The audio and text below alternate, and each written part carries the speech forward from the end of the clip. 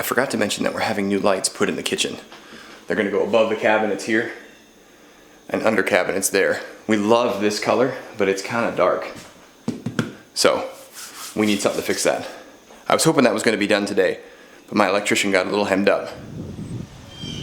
Hey, welcome back to Flannel Farms, City Edition. Dun dun dun! Anyways, welcome. We are about 40 miles from our farm in the city. There's water back there, I don't know if you can see it. And we are at our rental property. We bought this property about 9 years ago. And when we bought it, the front door was hanging off. It had no running water, no AC, no heat. Floors gave you splinters. The ceiling was falling in. It was pretty rough. It's also located in the socioeconomically depressed part of town. But we were able to purchase it for something that we can afford. I believe our mortgage here was about $700 a month.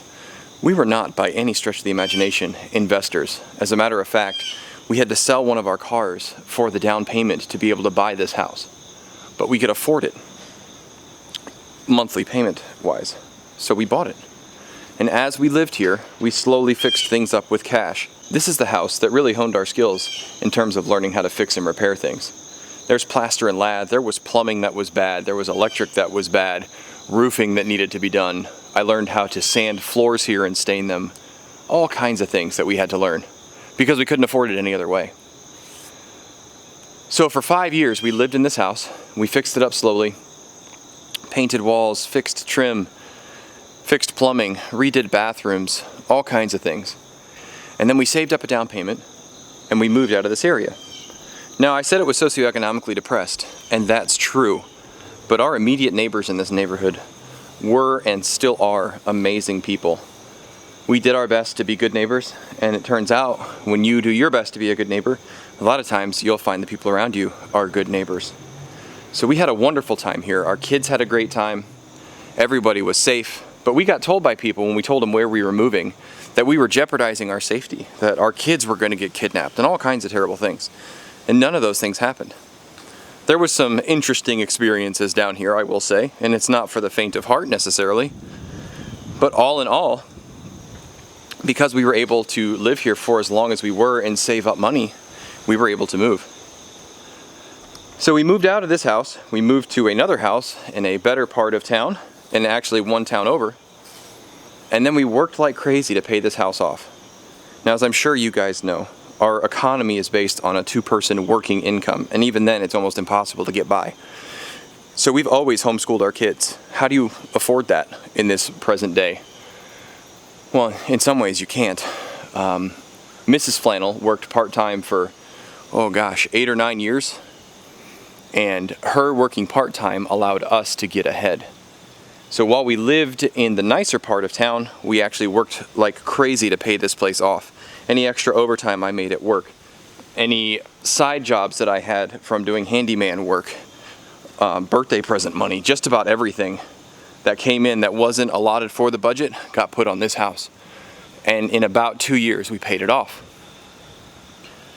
And now we rent it out. And as you guys know, the rental market, the mortgage market, housing, it's incredibly expensive. So this house every month pays us dividends. And the dividends allowed for Mrs. Flannel to quit her job and be a stay-at-home farming mom who homeschools the kids and manages our property because I still have a full-time job. So why am I telling you all of this?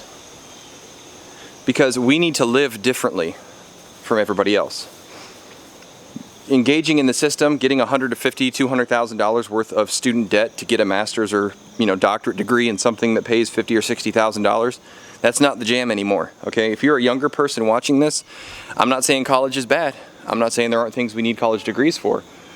What I'm saying is look at the return on your investment. I have an associate's degree and I'm currently in a management type position at my job, and I make plenty of money for us to live. It's not the golden dream. I'm not raking in 6 figures, but it is more than enough to provide a lifestyle for me and my family. And we're able to farm. And we're able to do it thanks to this house.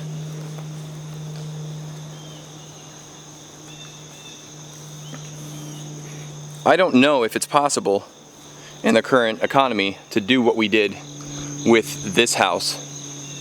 I don't know if there's houses out there like it. I've been looking, I haven't seen any in my area. But you need to be willing to do the things that other people aren't willing to do in order to make it in this economy, in order to live the dream that you want to live. And it takes a lot of work maintaining this property. Once a year, we have to come out here between tenants and we have to fix the whole place back up again. And that's what we did. This house is roughly 60 miles from our farm. So we came out here with the kiddos and we actually spent the night, and we worked for, well, I don't know, about 10 or 11 hours the first day and about 10 or 11 hours the second day, and packed up and went home. And I've been here 5 or 6 times in between those times, and now it's ready. It's ready for a new tenant.